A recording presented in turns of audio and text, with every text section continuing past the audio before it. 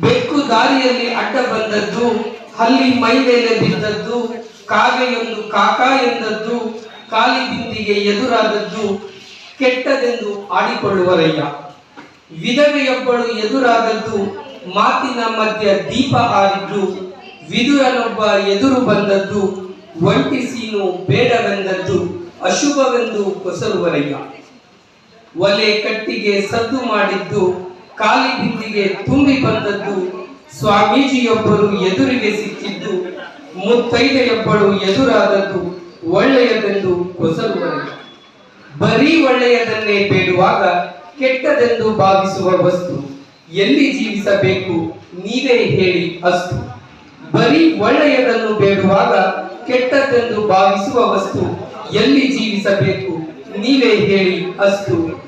ಪ್ರಕೃತಿ ಮನುಷ್ಯನನ್ನೇ ಕೆಟ್ಟದೆಂದಾಗ ನಾವೆಲ್ಲಿ ಜೀವಿಸಬೇಕು ಬಂಧುಗಳೇ? ಪ್ರಕೃತಿ ಮನುಷ್ಯನನ್ನೇ ಕೆಟ್ಟದೆಂದಾಗ ನಾವೆಲ್ಲಿ ಜೀವಿಸಬೇಕು ಬಂಧುಗಳೇ? ಧನ್ಯವಾದ.